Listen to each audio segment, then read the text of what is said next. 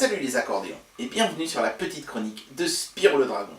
Récemment, je sais pas trop pourquoi d'ailleurs, parce que ça faisait quand même un moment que je l'avais au poignet, vous avez été très nombreux à me poser des questions sur ma smartwatch. Qu'est-ce que c'est ta smartwatch? Où est-ce que tu l'as acheté? Combien elle coûte? Etc. Manifestement, ça a l'air de vous intéresser. Ma smartwatch, elle est assez chère, c'est la Huawei Watch, elle coûte plus de 300 €, etc. C'est une smartwatch haut de gamme. Souvent, quand je vous le dis, vous êtes un peu déçus parce que vous vous rendez compte que ça coûte cher et qu'il faut y mettre le prix. Du coup, je me suis dit que ce serait intéressant de faire une vidéo où je parlerai de ma montre, la Huawei Watch, c'est celle qu'on verra en dernier puisque c'est la plus chère, mais aussi de vous montrer des modèles moins chers qui sont susceptibles de vous intéresser. Donc dans les jours et les semaines qui viennent, on va tester, outre la Huawei Watch, une montre de chez numéro 1 qui s'appelle la G4, qui est une montre premier prix à 35 €, et on va tester aussi la numéro 1 D5, qui elle est une montre milieu de gamme qui coûte 115 €. Voilà. Donc on a une montre à 35 €, une montre 3 fois plus chère, donc à 115 €, et une montre 3 fois plus chère que celle déjà 3 fois plus chère, à 350 €. Voilà. Donc est-ce que les écarts de prix se justifient? Est-ce que la montre premier prix vaut quand même le coup? Est-ce qu'au contraire il faut casser la tirelire et acheter la montre la plus chère? C'est ce que les prochaines vidéos vont tâcher de prouver. Aujourd'hui, on va commencer par tester la montre premier prix, la G4 à 35 €, qui m'a été envoyée par TinyDeal. C'est parti! Bien voilà, on va tout de suite commencer avec notre traditionnel unboxing. Le moins qu'on puisse dire, c'est que chez numéro 1, les emballages se suivent et se ressemblent. On retrouve ce cube blanc avec ces petites icônes qui n'ont pas toujours grand chose à voir avec le produit qui se trouve à l'intérieur. Le logo Bluetooth est à l'envers. Il y a des trucs genre... j'avais repéré... Qu'est-ce que j'avais repéré là-dedans? MSN par exemple, ça n'a rien à foutre là, et c'est absolument pas présent dans la montre. Et puis qui utilise encore MSN de nos jours? C'est le truc genre encore plus désert que Google+, quoi. Enfin bref, donc voilà, pas grand chose à dire sur le contour. Alors ici il y a une pastille argentée alors que pourtant j'ai le modèle doré à l'intérieur. Est-ce que c'est une erreur en usine ou bien est-ce que c'est leur code comme ça, qui est fait comme ça? En tout cas, c'est le modèle doré qu'on avait dit qu'on m'enverrait chez TinyDeal et c'est bien celui-là que j'ai reçu. Donc il n'y a pas de problème. Tout un tas d'icônes dont j'ignore complètement la signification, à l'exception peut-être de la poubelle barrée et du ISO. Donc apparemment cette montre serait certifiée ISO 9001. Ok, très bien. Bon bah, on va voir ça, on va voir si c'est mérité. Ça c'est l'autocollant du distributeur. Et la montre a été vérifiée en quality check par numéro 25. Voilà, c'est très faible le tampon, à tel point que le caméscope a du mal à faire le point dessus. Donc voilà la petite fiche technique de la numéro 1 G4. On est sur un CPU Mediatek, un MTK 2502. L'écran est totalement circulaire, ça ce sera le point commun des trois montres qu'on va tester, c'est que les écrans sont totalement circulaires, et quand je dis totalement circulaire, ça veut dire qu'ils ne sont pas biseautés dans le bas, c'est un cercle complet. Voilà, détection des UV, soi-disant, même si, enfin vous verrez pendant le test, mais voilà. Il y a un thermomètre, apparemment. Je sais pas trop ce que c'est, ça doit être un thermomètre j'imagine, un capteur cardiaque, c'est presque devenu indispensable sur ce genre de produit maintenant.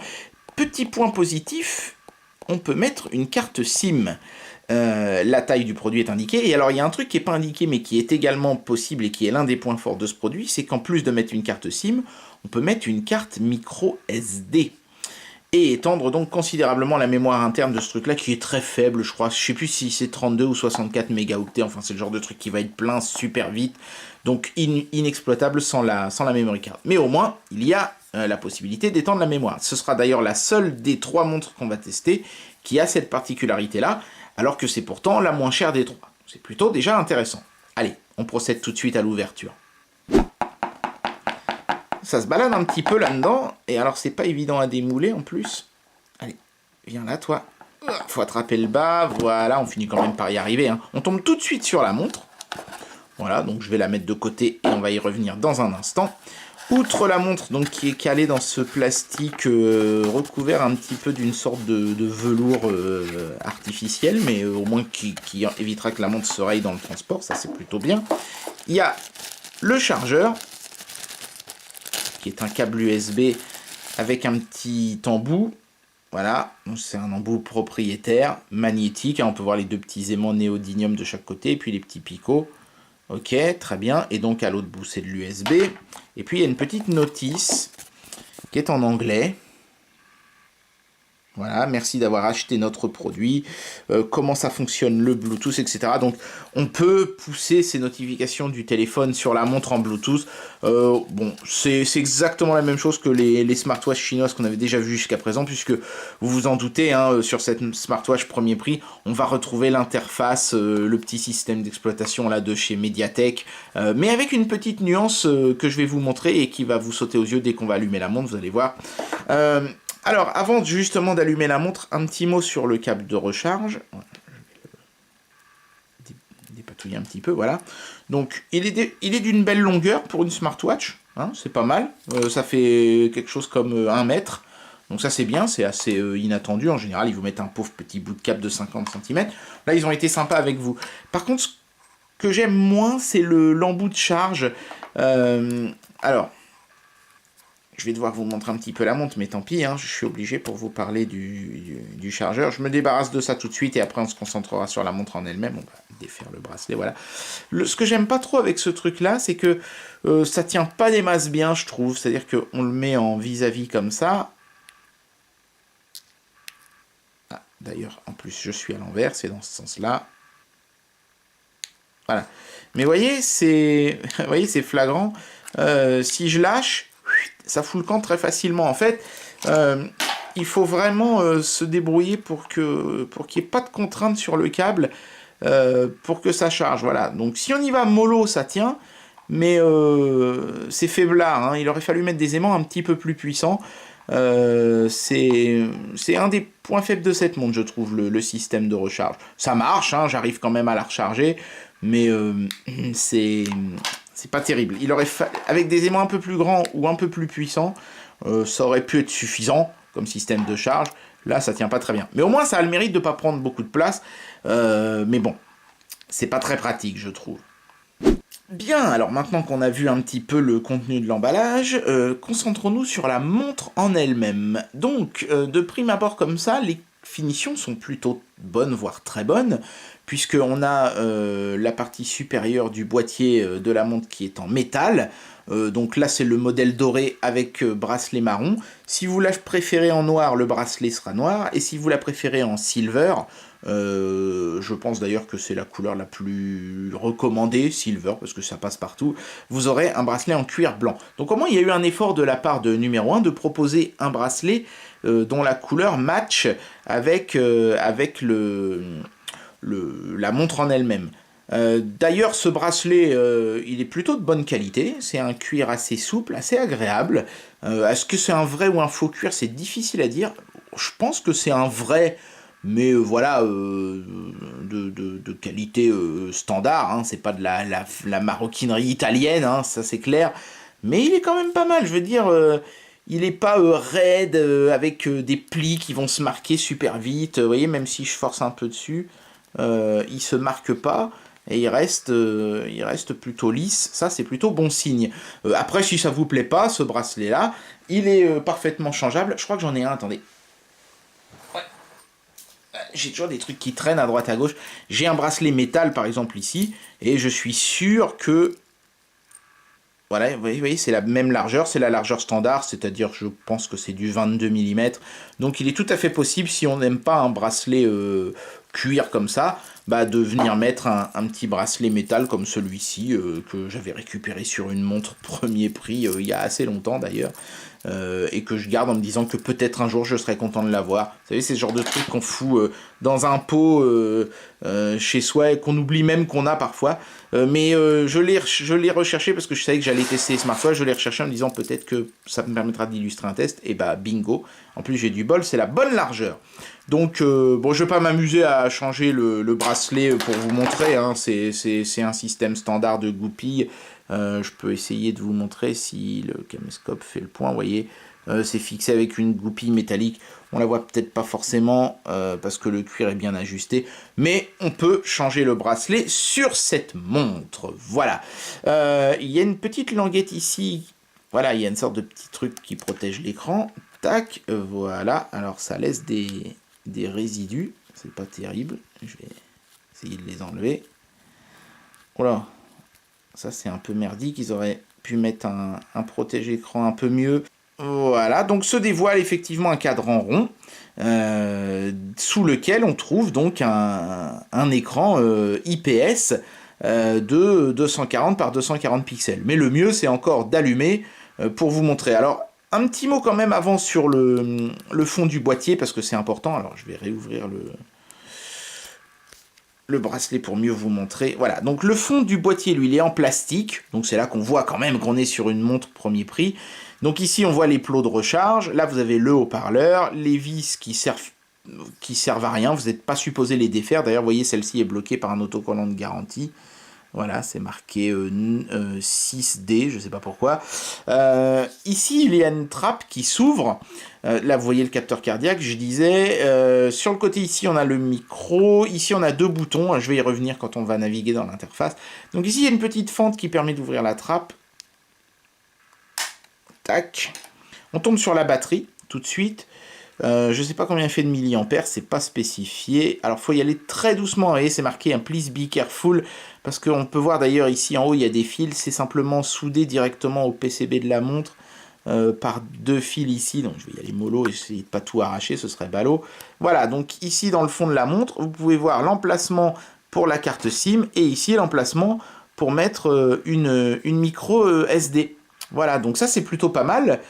Parce que vous pourrez utiliser la montre comme un vrai téléphone, hein, c'est une micro SIM qu'il faut mettre là, et vous pourrez même étendre sa mémoire pour, par exemple, mettre vos photos de vacances dessus et les regarder sur un écran minuscule, ce qui est toujours très cohérent. Mais on va voir tout ça dans le test tout de suite. C'est parti. Voilà, donc au poignet, la montre, ma foi, est plutôt jolie, hein, ça passe bien, hein, ça pourrait presque passer pour une montre classique assez chic. Bon, le métal fait illusion seulement entre guillemets de loin, parce que quand on se colle le nez dessus, on voit bien que c'est du métal injecté, hein. C'est pas une pièce d'acier qui a été sculptée, forgée à froid. Là, c'est clairement du métal qui a été injecté, puis ensuite recouvert d'un chrome doré, pour que ça brille. Mais le résultat est quand même, ma foi, assez joli. Bon, après, là, c'est le modèle doré, donc le doré, on aime ou on n'aime pas. Mais allez faire un tour sur le site, hein, comme toujours, le lien est dans la description de la vidéo, et vous pourrez voir ce que ça donne dans les autres couleurs. La montre a une épaisseur normale, hein, pour une smartwatch, ni plus ni moins que ce que font les autres, et ça glisse sans problème sous une manche, ça pose pas de problème. Vous voyez, hop, tac, aucun souci à ce niveau-là. On peut faire glisser une manche par-dessus sans problème. Voilà, donc il est temps d'allumer cette montre et de voir déjà ce que donne l'écran, et puis ensuite l'interface légèrement améliorée de chez Mediatek. Donc un mot sur les deux boutons. Le petit en bas, c'est le bouton Power, c'est celui qui permet d'allumer et d'éteindre la montre, et aussi de la mettre en veille et donc de la déverrouiller. Le bouton du dessus, lui, c'est un bouton retour en fait, qui vous permet de revenir à l'accueil quand vous avez lancé une application, ou de revenir un cran en arrière.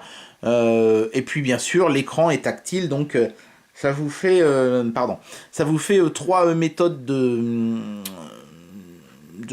comment dire, d'input. Donc ça devrait quand même être plutôt pas mal. Après, je pense qu'ils auraient pu tout réunir sur un seul bouton. D'ailleurs, c'est ce qu'ils ont fait avec la D5. Mais bon, après tout, pourquoi pas, hein, il y a des tas de montres qui ont plusieurs boutons, hein.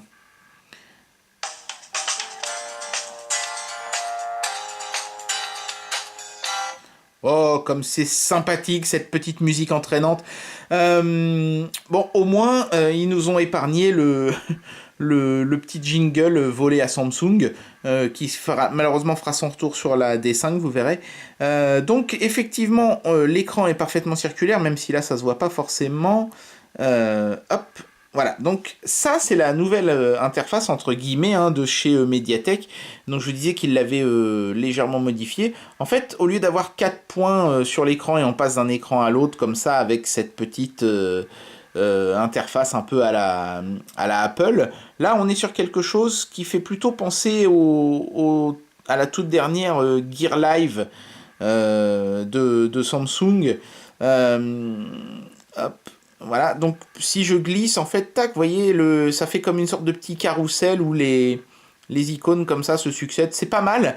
C'est pas mal, néanmoins il y a un petit défaut dans cette interface, et je pense que vous l'avez repéré, c'est que là je suis sur le Composer par exemple, donc c'est marqué Composer, mais quand j'appuie par exemple sur, je sais pas moi, les paramètres, tac, voilà, ça m'amène aux paramètres, mais tant que je ne suis pas revenu en arrière, je ne peux pas voir que c'était paramètres. Vous voyez, là ça me marque paramètres, mais il n'y a aucun moyen de faire passer ce petit curseur blanc d'une icône à une autre. En tout cas, moi j'ai pas trouvé. Vous voyez, quand j'appuie sur le bouton, ça marche pas. Quand je glisse vers le haut ou vers le bas, il se passe rien. Quand je glisse vers la gauche ou vers la droite, ça change complètement d'écran. Donc, le seul moyen de faire bouger ce petit curseur blanc et donc le texte qui est au milieu de l'écran, bah, c'est d'appuyer sur l'icône. Et si c'était pas ce que je voulais, le seul moyen de savoir ce que c'était, c'est de faire retour, et là je vois que c'était Main Menu Style. D'ailleurs je peux changer le style du Main Menu. Tac, si je le remets sur 1 et que je fais OK, qu'est-ce que je viens de faire?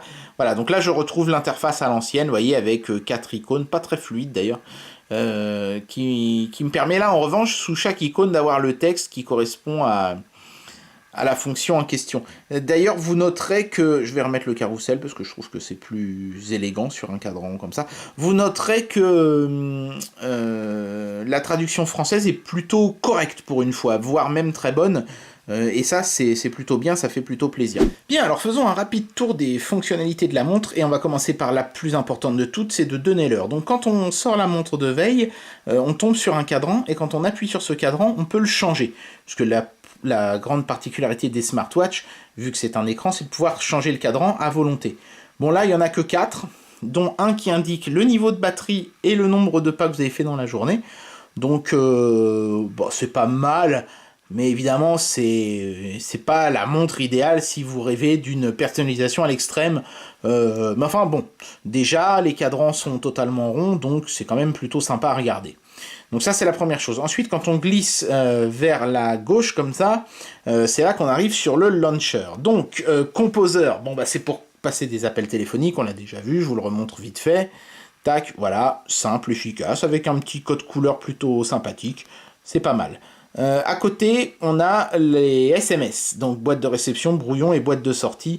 Donc, alors, si vous regardez attentivement, une chose qui est intéressante, je sais pas si on va bien le voir, c'est pas évident hein, de filmer ce genre d'écran, notamment avec le boîtier en métal qui est très réfléchissant, mais ici à gauche vous avez une enveloppe, donc ça ce sont les SMS que vous avez reçus avec la carte SIM que vous auriez mis dans la montre, et ici à droite vous avez les SMS via le Bluetooth, donc ceux-là fonctionnent en fait via votre smartphone.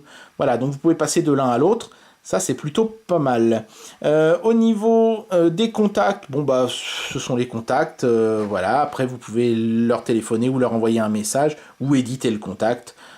Même chose, hein, contacts locaux, bah, c'est ceux qui sont stockés dans la montre, et Bluetooth, c'est ceux qui sont synchronisés avec votre téléphone, votre smartphone. Donc, le journal d'appels sont les appels en absence, les appels que vous avez envoyés, les appels que vous avez reçus. Rien d'extraordinaire là-dessus, mais ça vous permet aussi de voir un petit peu la qualité de la traduction. Bluetooth, c'est pour connecter différents appareils Bluetooth. Voilà. Ça, ce sont les notifications. Donc là, elles s'affichent exactement de cette manière-là. Vous voyez, sur un fond noir avec le texte. Mais bon, bah, c'est pas forcément très intéressant là tout de suite. Vous auriez à peu près la même chose. Voilà. Bon, il faut installer l'application sur le téléphone. Alors justement, pour ceux qui veulent l'installer, bah, il faut scanner ce QR code.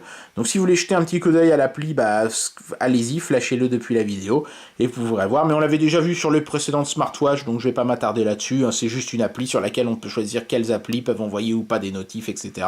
C'est basique mais très fonctionnel. Les paramètres, donc on a les réglages du téléphone, les paramètres de sécurité, donc par exemple on peut verrouiller la montre avec un code PIN, ce qui n'est pas très pratique parce que chaque fois qu'on veut lire l'heure, il faut taper le code PIN. Enfin non, on voit l'heure, on voit le cadran, et quand on veut afficher le menu, c'est là qu'il faut taper le code PIN. Donc au niveau des réglages, bah, la date et l'heure, la langue, les méthodes favorites de saisie de texte, etc. Rien de bien extraordinaire. Donc ça c'est pour changer le thème, on l'a vu tout à l'heure. Ça c'est le capteur de mouvement. Donc effectivement, il y a un capteur de mouvement sur cette montre, donc je vais vous montrer. Voilà, donc bon bah ça sort la montre de veille quand on fait le geste, hein, rien de bien extraordinaire. Alors, le lecteur vidéo, c'est là que ça va commencer à devenir intéressant. Comme on a eu la possibilité de mettre une micro SD sur cette montre, hein, j'allais dire ce téléphone, et ben on peut forcément mettre des fichiers assez volumineux dessus et les lire. Donc là, par exemple, j'ai mis les montres de Ralph. Hop. Donc ça s'affiche dans un tout petit cadre ici au-dessus. On va faire lecture. Voilà. Ça s'affiche dans un tout petit cadre, mais il suffit d'appuyer sur le cadre. Hop, pour le voir en plus grand. C'est pas évident, voilà, tac. Bon, c'est pas très fluide, comme vous pouvez le voir. De toute façon, je vais vous montrer que le logo Disney, hein, parce que c'est un film sous copyright. C'est pas très fluide, hein, on sent que la montre n'a pas beaucoup de puissance. Et puis de toute façon, c'est rikiki. Et en plus, les bords sont rabibotés par le fait que c'est un écran rond. Donc, je suis pas forcément très convaincu par cette fonctionnalité-là, mais sachez que c'est possible. On peut regarder des petites vidéos, ou même un film complet si on est complètement fou, sur ce genre de truc.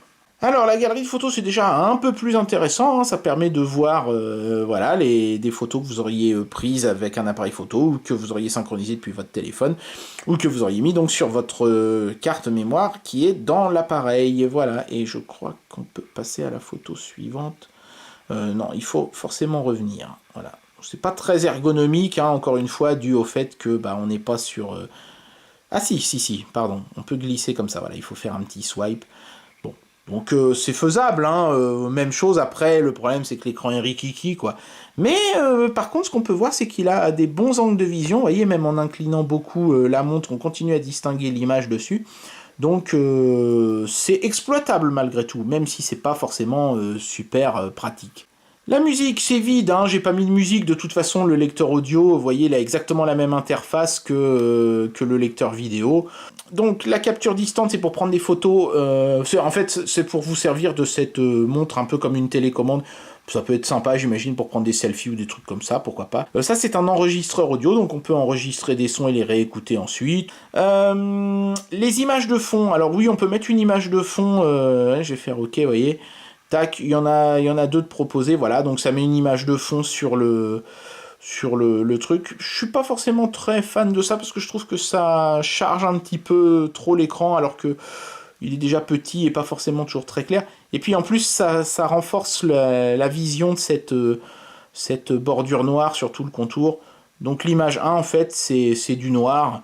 Et je pense que c'est ce qu'il y a de plus cohérent sur cette montre. Les alarmes, bon bah c'est pour mettre des alarmes et les faire sonner quand vous voulez être réveillé le matin. Un calendrier, ça vous permet de voir la date du jour et un calendrier mensuel. Notez d'ailleurs que le texte du mois est complètement en charabia quand on met en français. Par contre en anglais il s'affiche correctement là, donc on devrait voir marqué June. Mais là juin en anglais, en français ce sont des hiéroglyphes à la place. Une calculette qui reprend un peu l'interface du dialer téléphonique. Chronomètre, alors le chronomètre il est pas mal parce que contrairement à certaines autres montres chinoises sur celle-là, on peut prendre des temps intermédiaires en appuyant ici, tac, voilà, là j'ai un premier temps intermédiaire, et si je rappuie je vais en avoir un autre, tac, voilà, mais vous voyez le chrono continue de courir, et si j'appuie ici, ça l'arrête, et je peux le remettre à 0. Donc c'est pas mal, c'est un petit chrono bien foutu. Donc le pédomètre, hein, qui ne sert pas à mesurer la quantité de pédophiles autour de vous, mais bel et bien le nombre de pas. Donc il faut appuyer sur début pour que ça marche, et puis ensuite quand on... Alors je sais pas si ça va marcher là, parce qu'ils ont changé l'algorithme pour éviter justement que ça compte des pas qui ne devraient pas être comptés. Je vais la secouer un peu dans tous les sens, ça va bien faire quelque chose. Non. Donc ouais, c'est peut-être plus cohérent qu'avant les pas, mais je l'ai porté, j'ai marché un petit peu, hein, j'étais allé me balader, donc ça avait fonctionné, donc j'imagine que ça marche. Le capteur cardiaque, alors le capteur cardiaque lui aussi je l'ai testé, je vais vous faire une démo live du capteur cardiaque, voilà, je vais la poser comme ça, on va faire start, vous allez voir comment ça marche. Please hold the screen. Ouais, il faut garder son doigt sur l'écran. J'imagine que ça permet d'avoir une certaine pression qui est nécessaire pour faire la mesure.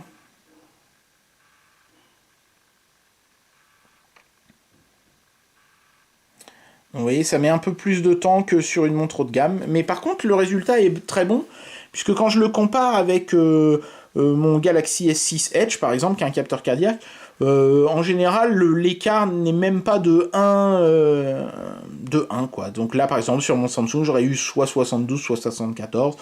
Donc on est pas mal. La qualité de sommeil, bon bah c'est un tracker de sommeil, hein, je passe rapidement là-dessus. Je sais pas pourquoi ça s'appelle Grigolo, Grigio. Mais en fait c'est vous savez, le truc qui vous dit attention, ça fait longtemps que vous êtes assis sur la chaise, vous devriez aller faire un tour, etc. Alors le capteur UV, lui, il est complètement bidon à mon avis. Parce que j'ai essayé de mettre la montre sous mon oreiller et de mesurer l'UV, et elle réussissait encore à m'en trouver. En fait, c'est juste un algorithme qui calcule le probable taux d'UV en fonction de l'heure de la journée et de l'endroit où vous vous trouvez. Donc là, France, il est bientôt midi, il me met qu'on est normal. C'est forcément pipeau parce que là, il fait très très moche dehors. Le taux d'UV devrait être dans le jaune ou dans le vert, hein, clairement. Donc, je sais pas trop pourquoi il continue à mettre cette appli qui sert à rien. Là, ça, c'est l'appli pour mettre la montre en mode vibreur ou en mode sonnerie, etc. Voilà, ça c'est le système anti-vol, vous savez, qui fait sonner la montre et le téléphone quand l'un et l'autre ne sont plus connectés en Bluetooth. L'économie d'énergie, c'est une petite icône qui en fait baisse considérablement la luminosité de l'écran. Il y a un petit explorateur de fichiers qui permet un petit peu de voir ce qu'on a mis vous voyez, dans la montre. Hein. On peut se balader comme ça et voir un petit peu ce qu'il y a sur la carte micro SD. Donc c'est pas mal, même si évidemment je ne peux pas ouvrir tous les fichiers qui sont dedans derrière parce qu'il n'y a pas les applications requises sur la montre. Et il ne reste déjà plus que 2 fonctions. L'horloge universelle qui a une magnifique interface, c'est la plus belle appli de toute la montre. Dommage qu'il y ait toujours ce biseau en bas de l'écran là, manifestement c'est parce que c'est une appli qui est conçue pour aller sur les modèles de montre où le bas de l'écran est rabioté, ce qui n'est pas le cas de celle-là, mais du coup on ne pourra pas profiter d'une appli full screen. Et alors ça c'est le vibromasseur. Ne riez pas, c'est vrai, hein. Quand j'appuie sur le bouton, ça fait vibrer la montre.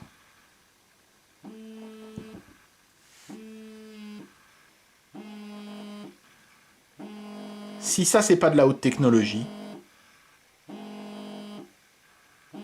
Bien, alors il est temps d'amener une conclusion sur cette smartwatch chinoise à 35 €. Évidemment qu'il va falloir ensuite comparer avec les deux autres.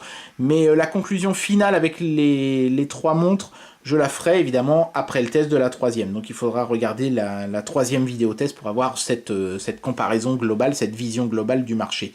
Mais sur cette montre en particulier, sur cette montre à 35 €, ce que je peux dire, c'est que d'énormes progrès ont été faits sur la qualité d'ensemble du produit, c'est-à-dire le bracelet notamment, qui est vraiment très sympa et très confortable, mais même aussi sur le boîtier, qui a vraiment un chouette look et qui est tout en métal, en tout cas sur la partie visible. Bon, il y a toujours du plastique à l'arrière, mais c'est pas bien grave, hein. J'ai envie de dire que bien des montres standards font ce genre de truc aussi. Donc on est vraiment sur un produit qui fait montre, quoi, avec cette fois-ci un vrai écran circulaire, donc on n'est plus sur quelque chose sur lequel il faut faire des concessions en termes de look. Ça, c'est plutôt pas mal. Alors après, ça reste quand même une montre pas chère, ça se voit quand même, hein, j'ai envie de dire, quand on regarde un petit peu de près, on voit bien que les finitions sont pas celles d'un produit d'horlogerie fine, mais ça reste quand même quelque chose qui va pas attirer les moqueries sur vous. Je pense même que vous pouvez avoir pas mal de gens qui vont vous dire « Oh mais dis donc, c'est une smartwatch que t'as, elle est drôlement chouette, etc. » C'est tout à fait probable. Ça reste quelque chose de très basique, on peut pas installer d'appli supplémentaire, il y a celles qui sont intégrées dessus et puis basta. L'interface reste basique, elle est propre, il n'y a pas d'erreur. Le seul bug que j'ai repéré là, c'était cet affichage du mois au-dessus du calendrier qui est pas fonctionnel, mais uniquement en français. En anglais ça fonctionne très bien, donc à la rigueur si vraiment vous voulez pas que ça se voit, bah, vous laissez la montre en anglais, c'est pas traumatisant. Mais on est sur un produit qui a fait d'énormes progrès. Il n'y a pas de gros défauts à reprocher à ce produit, et le fait de pouvoir mettre et une SIM et une carte mémoire lui donne vraiment beaucoup plus d'intérêt que tout ce qu'on avait pu voir jusqu'à présent en termes de smartwatch chinoise low cost. Donc si vous avez un tout petit budget et que vous voulez vous posez un peu la question, est-ce qu'une smartwatch ce serait utile, est-ce que j'en ai besoin, etc. Ça peut être une bonne idée de commencer par un produit comme ça, pas trop cher, qui est quand même complet, qui a quand même un look sympa, un bel écran, Et puis si ça vous plaît, vous pourrez éventuellement passer à quelque chose d'un petit peu plus sophistiqué ensuite. Mais pour 35 €, on en a largement pour son argent et cette montre fonctionne bien. Ça reste une montre premier prix, mais une montre premier prix qui fait le taf. On n'est pas volé pour les 35 €, et on n'a pas cet aspect un peu frustrant qu'on avait sur les précédentes smartwatches chinoises low cost. Donc, très bonne surprise que ce petit produit. La prochaine fois, on testera la D5 et on verra si le fait qu'elle soit 3 fois plus chère apporte réellement quelque chose de plus ou pas. En attendant, cette montre-ci, je la conseille à tous les petits budgets. Et bien voilà, c'était le test de la numéro 1 G4. J'espère que ce test vous aura intéressé. La prochaine fois, donc, on verra la D5 et on verra si ça vaut le coup de mettre 3 fois plus cher pour avoir quelque chose de supérieur. Est-ce que ce sera 3 fois mieux, 10 fois mieux, ou est-ce qu'au contraire, il vaut mieux se contenter d'une petite montre comme ça? En tout cas, celle-ci est plutôt sympa. Si vous avez un petit budget, c'est pas du vol, vous pouvez sans problème y aller et vous faire plaisir. Moi, j'espère que ce test vous a plu et je vous dis à très bientôt pour une prochaine vidéo. Allez, tchuss!